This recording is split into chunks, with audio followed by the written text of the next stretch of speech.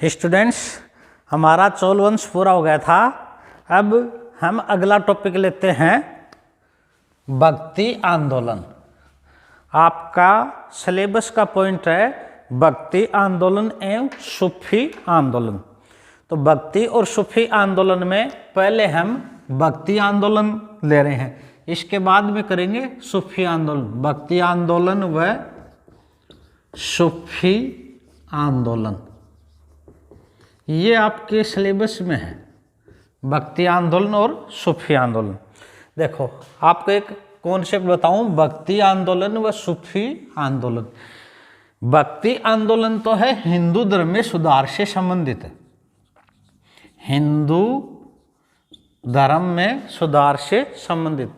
और सूफी आंदोलन है मुस्लिम धर्म में, मुस्लिम धर्म में सुधार से संबंधित।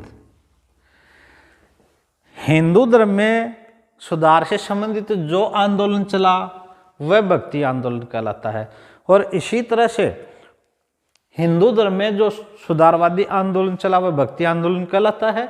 और मुस्लिम धर्म में जो सुधारवादी आंदोलन चला वह सूफी आंदोलन के नाम से जाना गया। अच्छा, अब हम आज शुरू कर रहे हैं भक्ति आंदोलन। अच्छा टॉपिक है, इजी है याद भी रहने में। पहले हम इनकी प्रारंभिक अवधारणा करते हैं। ये जो भक्ति शब्द है, भक्ति शब्द संस्कृत भाषा के भज धातु से बना है और जिसका अर्थ है सेवा करना। भक्ति का मतलब सेवा करना, और भक्ति शब्द है संस्कृत भाषा के भज धातु से और जिसका अर्थ है सेवा करना।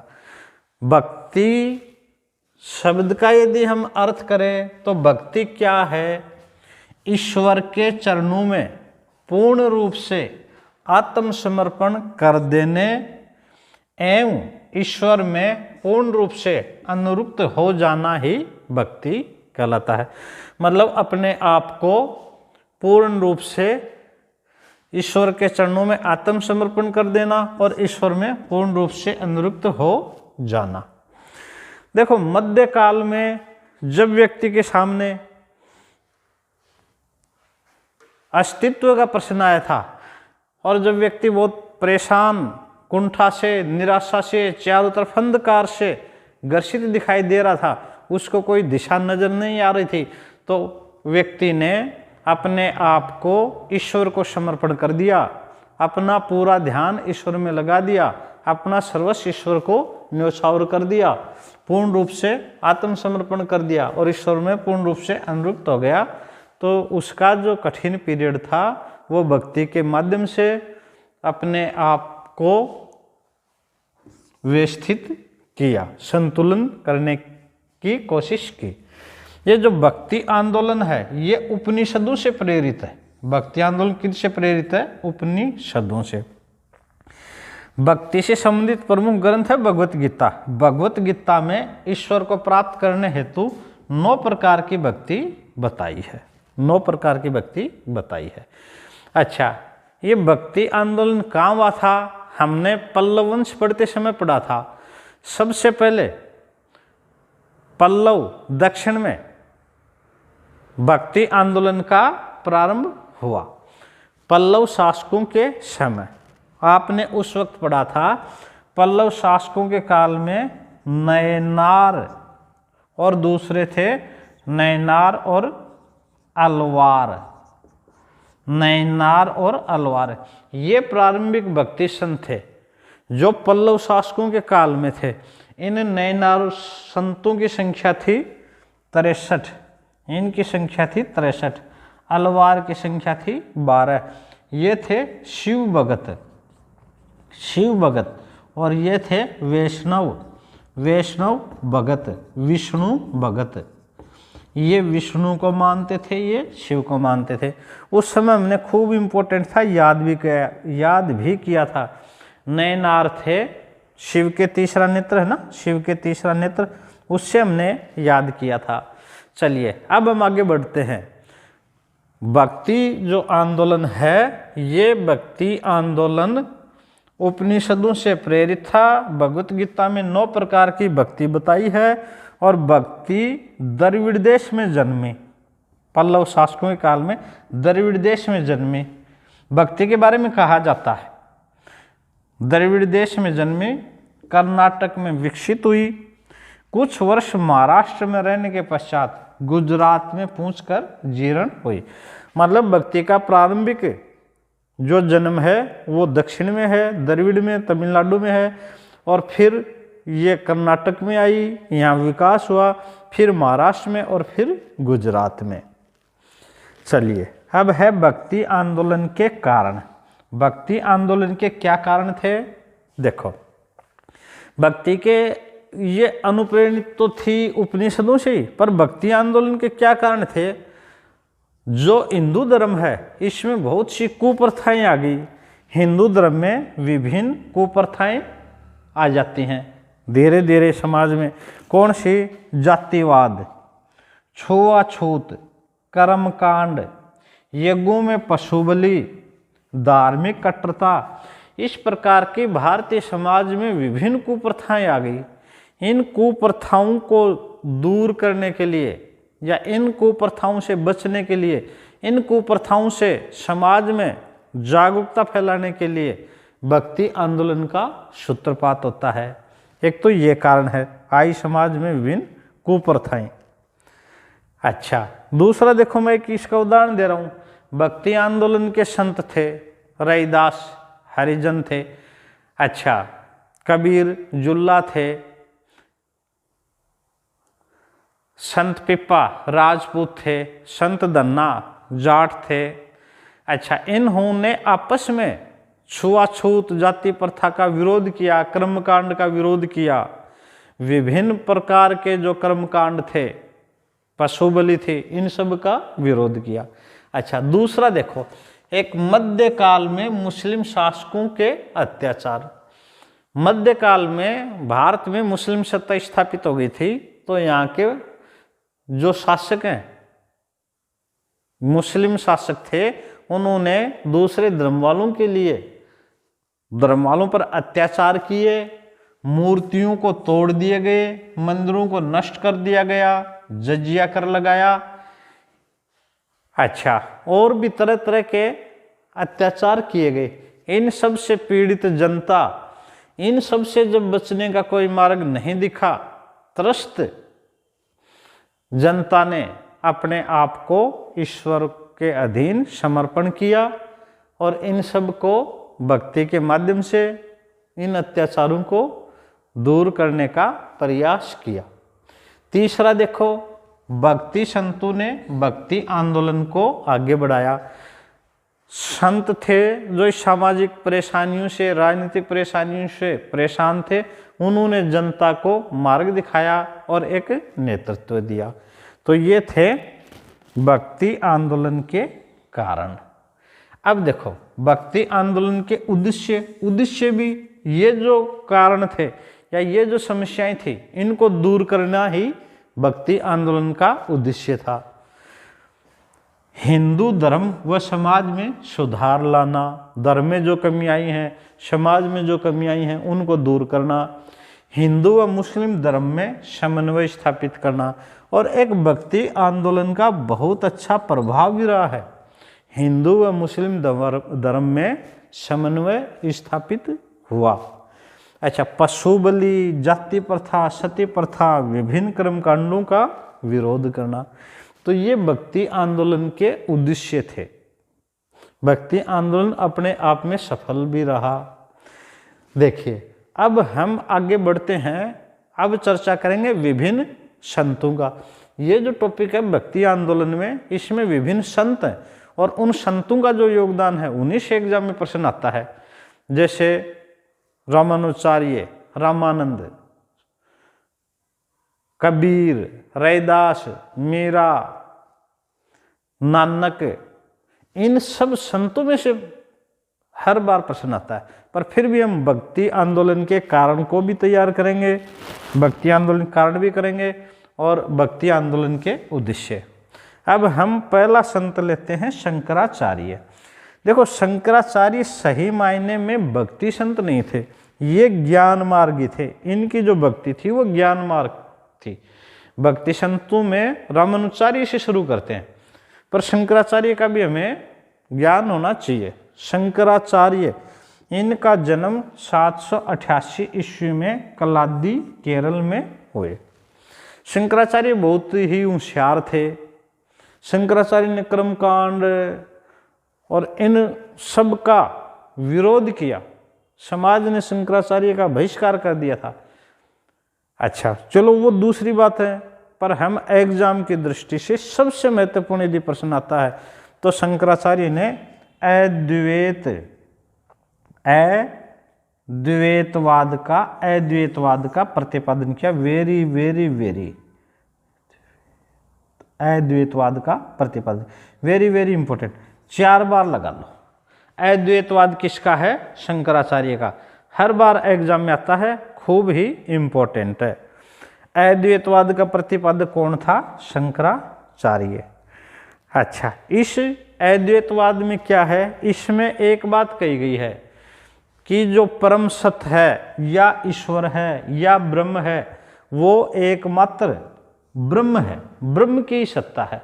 एकम सत्यम ब्रह्म जगत मिथ्यम, एकमात्र सत्य है वो क्या है? ब्रह्म। ये कहलाता है अद्वैतवाद। अच्छा, शंकराचार्य का अद्वैतवाद खूब इंपॉर्टेंट है, इसको आप अच्छी तरह से कर लेंगे।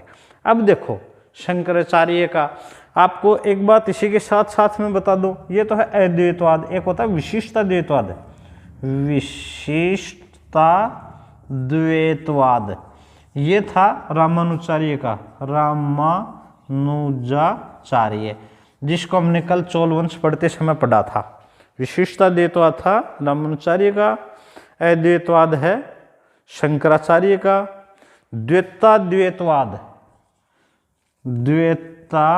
द्वैतवाद ये है निम्बार्काचार्य का, निम्बार्काचार्य का। द्वैतवाद है निम्बार्काचार्य का। और शुद्धाद्वैतवाद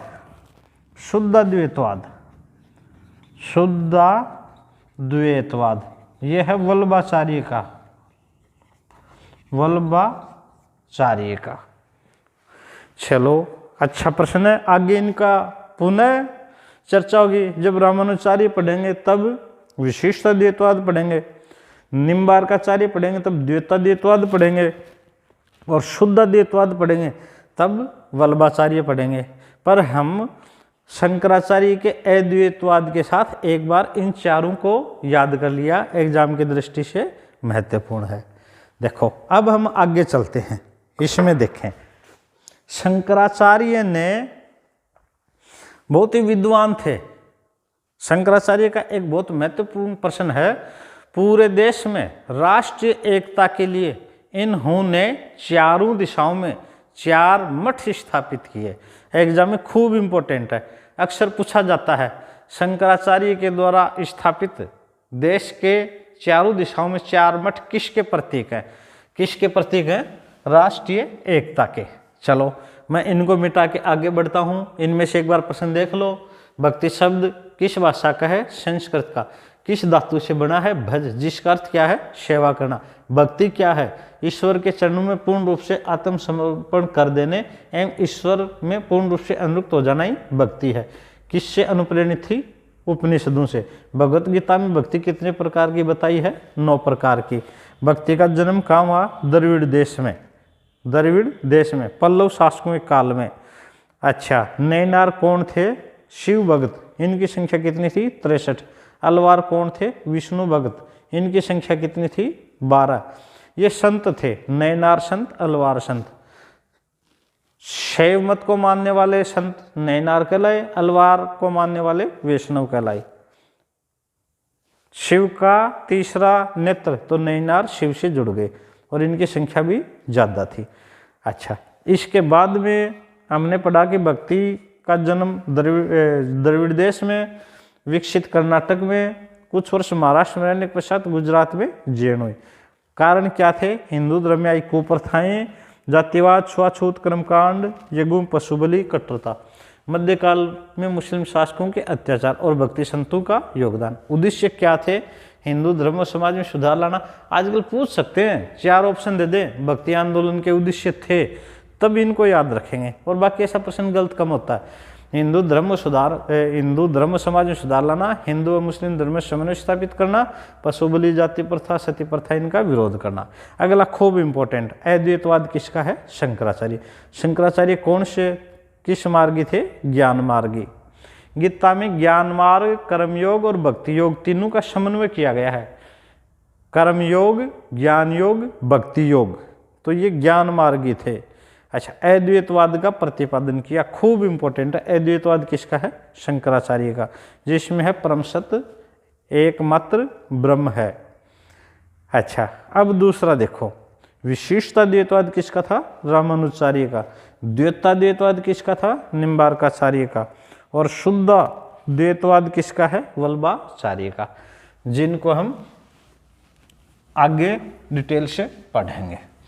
चलिए अब हम चलते हैं, शंकराचार्य ने राष्ट्रीय एकता व अखंडता के लिए देश की चारों दिशाओं में 4 मठ स्थापित किए। आप बता सकते हो ये मठ कहाँ कहाँ स्थापित थे? याद करेंगे, एग्जाम में पूछा भी जाता है और इम्पोर्टेंट भी है। देखो चारों मठ कहाँ किया?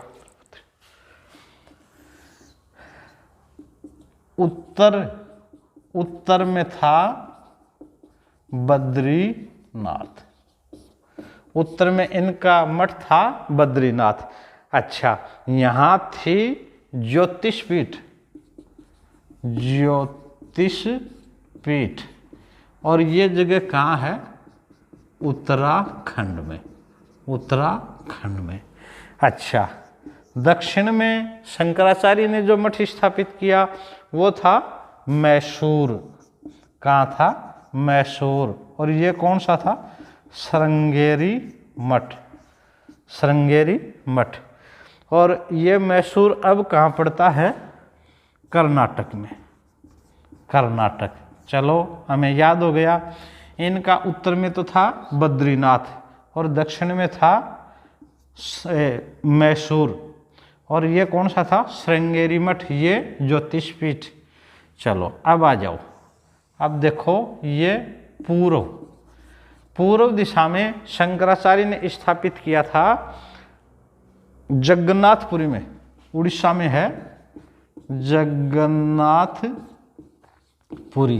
ये जगह कहाँ है? उड़ीसा में। और यहाँ जगन्नाथपुरी में कौन सी पीठ स्थापित की थी? गोवर्धन पीठ, गोवर्धन पीठ, और ये है उड़ीसा में। अब देखो आ जाओ पश्चिम में, पश्चिम में थी शारदा पीठ, शारदा पीठ, और ये कहाँ है? द्वारिका, और द्वारिका कहाँ है? गुजरात। अब तो द्वारिका समुद्र में विलीन हो चुकी है। चलिए, ये शंकराचार्य के द्वारा चारों दिशाओं में 4 मठ स्थापित किए गए थे। और ये किसके प्रतीक थे? ये थे राष्ट्रीय एकता के प्रतीक, राष्ट्रीय एकता के प्रतीक। काफ़ी बार एग्जाम में प्रश्न पूछा गया है। चलो एक बार फिर बता दो, बद्रीनाथ कहाँ है? उत्तराखंड में। कौन सी पीठ थी? ज्योतिषपीठ। और यहाँ कौन सी थी? श्रृंगेरी मठ। ये कहाँ है? मैसूर, कर्नाटक में। यहाँ गोवर्धन पीठ किस स्थान पर? जगन्नाथपुरी, उड़ीसा। और यहाँ शारदा पीठ कहाँ है? द्वारका, गुजरात में। और ये किसके प्रतीक थे? राष्ट्रीय एकता के प्रतीक थे। अच्छा, शंकराचार्य ने कुछ किताबें भी लिखी थी। इन्होंने लिखा था ब्रह्मसूत्र, ब्रह्मसूत्र भाष्य, गीता भाष्य। बहुत छोटी उम्र में इनकी मृत्यु हो गई थी, पर खूब विद्वान थे। तो इनकी पुस्तक है ब्रह्मसूत्र भाष्य, गीता भाष्य, विवेक चूड़ामणि, विवेक चूड़ामणि, विवेक चूड़ामणि।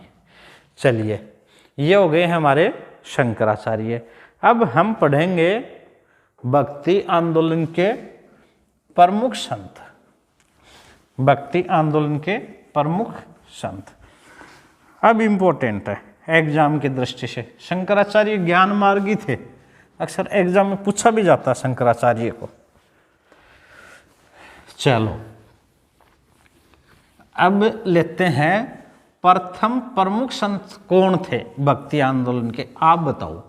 शंकराचार्य को भक्ति आंदोलन का प्रमुख संत नहीं माना जाता, ज्ञान मार्गी थे, अद्वैतवाद के प्रतिपादक थे, परंतु भक्ति आंदोलन के प्रमुख संत कौन थे? भक्ति आंदोलन के प्रमुख संत थे रामानुजाचार्य,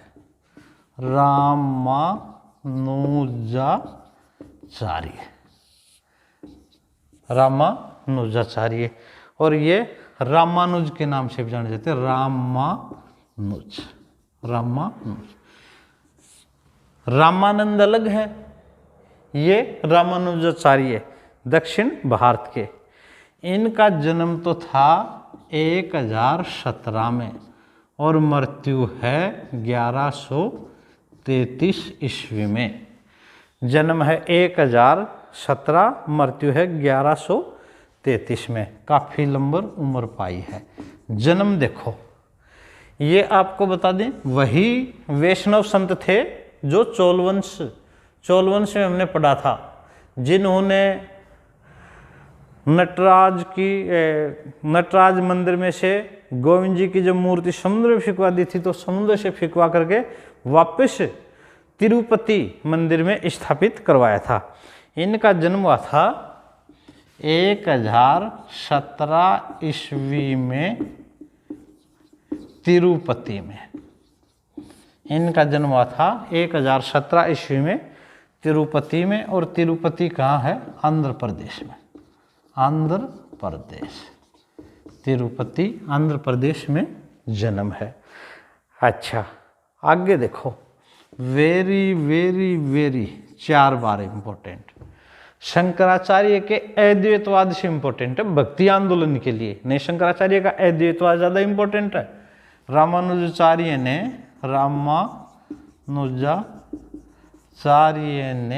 विशिष्ट द्वैतवाद का प्रतिपादन किया। शंकराचार्य का क्या था? अद्वैतवाद। शंकराचार्य का था अद्वैतवाद। आपके अद्वैतवाद और विशिष्ट अद्वैतवाद में बहुत गहराई से नहीं पूछते, बाकी ये दर्शन शास्त्र में आर्ष के एग्जाम में बहुत गहराई से पूछा जाता है। अद्वैतवाद तो क्या करा है? परम सत्य एक है, परम सत्य एकमात्र है, और वो क्या है? ब्रह्म। ये जगत को ब्रह्म का अंश मानता है। जीव आत्मा दर्शन के विषय है, जीव आत्मा जगत ब्रह्म ये सब एक ही ब्रह्म की सत्ता है, और ये मानता विशिष्टता द्वैतवाद, ये विशेष संदर्भ में जीव और अजीव इनकी सत्ता स्वीकार करता है। चलो साहब, पर आप तो एक याद रख लो, विशिष्टता द्वैतवाद और ये है अद्वैतवाद, एग्जाम की दृष्टि से महत्वपूर्ण है। अच्छा एक देखो, ये प्रारंभिक भक्ति संत थे। एक भक्ति संतों में एक परंपरा आएगी सगुण और एक आएगी निर्गुण। सगुण व निर्गुण। सगुण तो कौन थे? जो ईश्वर को तो दोनों ही मानते थे, सगुण भक्ति संत भी मानते थे, निर्गुण भी, पर सगुण ईश्वर का आकार मानते थे, ईश्वर का आकार मानते थे, और निर्गुण ईश्वर को निराकार मानते थे। ईश्वर को निराकार, ईश्वर का कोई आकार नहीं है, निराकार मानते थे। जैसे सगुण मानते थे, कृष्ण जी बांसुरी बजाते हैं, विष्णु भगवान चतुर्भुज हैं, है ना, ये सगुण मानते थे, और निर्गुण नहीं मानते थे ईश्वर का। और आगे जैसे जैसे हम बढ़ेंगे इन पर खूब विस्तार से चर्चा करेंगे। पूछा जाता है निम्नलिखित में से कौन सा संत सगुण है और कौन सा संत निर्गुण है। जैसे कबीर है, कबीर थे निर्गुण, कबीर कैसे थे? निर्गुण। अच्छा, मीरा कैसी थी? सगुण, कृष्ण की वैजयंती माला लिए हुए तस्वीर मानती थी। अच्छा, नानक निर्गुण थे, रैदास निर्गुण थे। चलिए, यहां बात हो रही है रामानुजाचार्य की, ये सगुण भक्ति संत थे, सगुण भक्ति संत थे। इन्होंने ईश्वर का एक रूप माना है, तो ये हो गए सगुण भक्ति संत। और इन्होंने मोक्ष प्राप्ति का साधन भक्ति को माना है। किसको माना है? भक्ति को। एक बात बता दें, शंकराचार्य ने मोक्ष प्राप्ति का साधन, मोक्ष प्राप्ति का साधन ज्ञान को मानना है। इन्होंने किसको मानना है? ज्ञान को। और इन्होंने मोक्ष प्राप्ति का साधन किसको मानना है? भक्ति को। ये वैष्णव संत थे, वैष्णव संत मतलब किसके भक्त? विष्णु के, अलवार नहीं थे। ये अलवार थे, नैनार नहीं थे। वैष्णव संत थे विष्णु, और ये कौन थे? अलवार, नैनार शिव वाले थे। आप याद रखोगे, ये कौन थे? वैष्णव संत थे और विष्णु को मानते थे। इन्होंने श्री भाष्य नामक, इन्होंने श्री भाष्य नामक ग्रंथ की रचना की। खूब अच्छा प्रश्न है, किसकी रचना की? श्री भाष्य नामक ग्रंथ की रचना की थी। वेदांत सार, वेदांत सार, वेदांत संग्रह, वेदांत संग्रह, ये इनके अन्य ग्रंथ थे। वेदांत सार, वेदांत संग्रह, और गीता पर टीका लिखी थी। गीता पर टीका लिखी, गीता पर रामानुजाचार्य ने टीका लिखी थी। अच्छा, श्री संप्रदाय की इन्होंने स्थापना की थी। श्री संप्रदाय की स्थापना की, श्री संप्रदाय की स्थापना की थी। संस्कृत भाषा के विद्वान थे, संस्कृत भाषा के विद्वान थे। यमुनाचार्य, यमुनाचार्य इनके गुरु थे, यमुनाचार्य इनके गुरु थे। तो ये हो गए हमारे रामानुजाचार्य। एक बार पुनः सुन लो रामानुजाचार्य के बारे में। रामानुजाचार्य का जन्म 1017 ईस्वी में तिरुपति, आंध्र प्रदेश में हुआ था। और सबसे महत्वपूर्ण इनका प्रश्न है, इन्होंने विशिष्टाद्वैतवाद का प्रतिपादन किया था, विशिष्टाद्वैतवाद का प्रतिपादन किया था। और ये प्रारंभिक भक्ति संत थे, प्रारंभिक भक्ति संत थे। एक ये प्रश्न भी अच्छा, सगुण भक्ति संत थे। और इन्होंने मोक्ष प्राप्ति का साधन किसे मानना है? भक्ति को। ये वैष्णव संत थे, अलवार थे।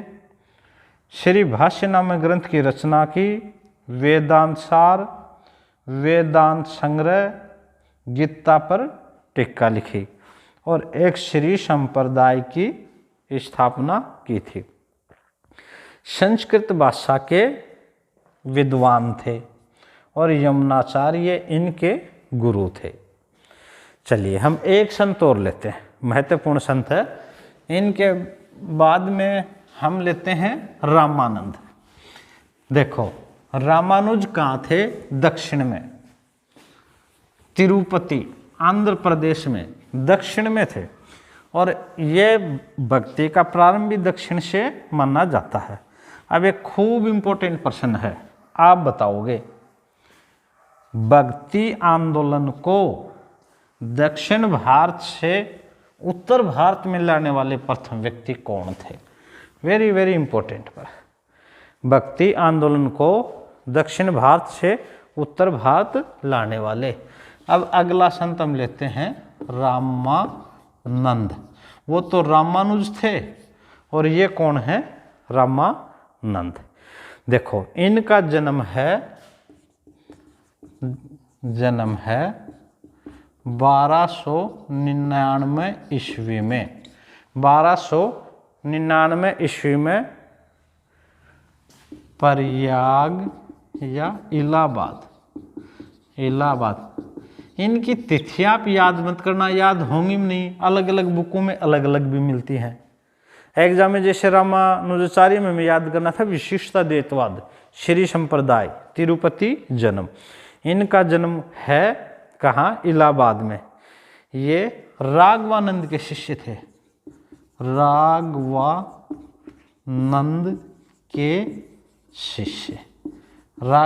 के शिष्य थे। अच्छा, यहाँ एक बात ध्यान में रखो, ये जो रामानुजाचार्य जो तिरुपति में दक्षिण में थे, ये उसी संत परंपरा से थे। रामानुजाचार्य के ही शिष्यों में फिर ये राघवानंद हुए हैं, फिर ये उनके शिष्य थे, उसी पीढ़ी में है। तो रामानंद का जो जन्म है ये प्रयाग इलाहाबाद में हुआ और किसके शिष्य थे? राघवानंद के। और खूब important, very very very important, जो अक्सर एग्जाम में आता है। रामानंद भक्ति आंदोलन को दक्षिण भारत से उत्तर भारत लेकर के आए। भक्ति आंदोलन को दक्षिण भारत से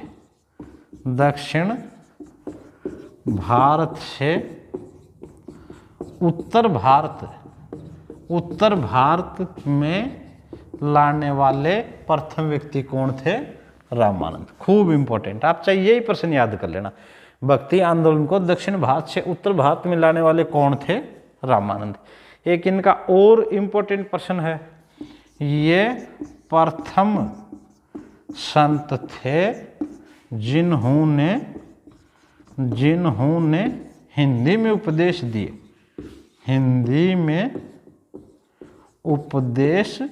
दिए।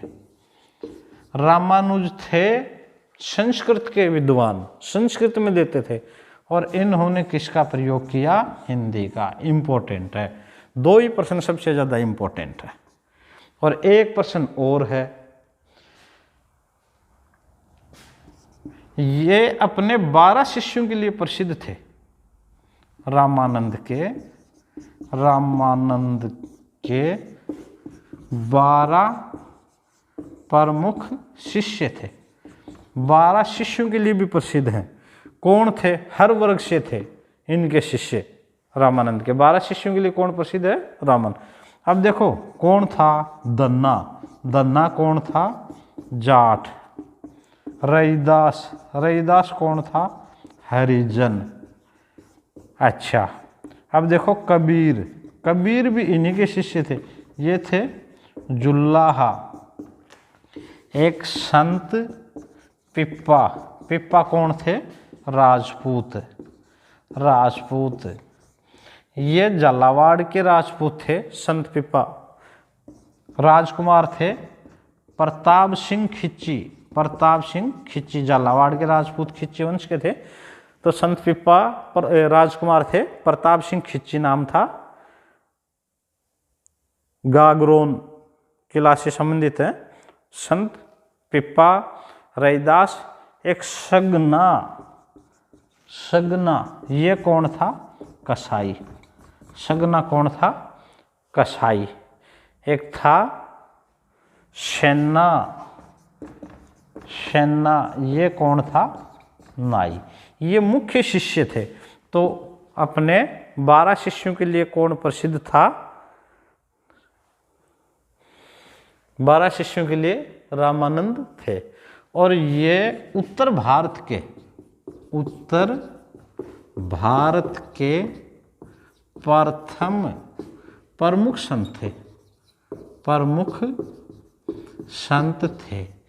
ये भी सगुण थे, सगुण भक्ति संत। इन्होंने राम सीता की भक्ति पर जोर दिया, राम सीता की भक्ति पर जोर दिया था रामानंद ने। और इनकी जो भक्ति थी वो भक्ति थी दास्य भाव की भक्ति, दास्य भाव की भक्ति, दास्य भाव की भक्ति। अब एक बार पुनः सुन लो रामानंद में क्या प्रश्न आता है। जन्म प्रयाग इलाहाबाद उत्तर प्रदेश में। दूसरा किसके शिष्य थे? राघवानंद के। खूब पहला वेरी वेरी इंपॉर्टेंट, भक्ति आंदोलन को दक्षिण भारत से उत्तर भारत में लाने वाले ये प्रथम संत थे, और प्रथम संत थे जिन्होंने हिंदी में उपदेश दिए। और रामानंद अपने 12 शिष्यों के लिए प्रसिद्ध थे। जैसे आप पढ़ते हो ना 52 थांबे, 52 थांबे, 52 थांबे के लिए कौन प्रसिद्ध थे? दादू दयाल।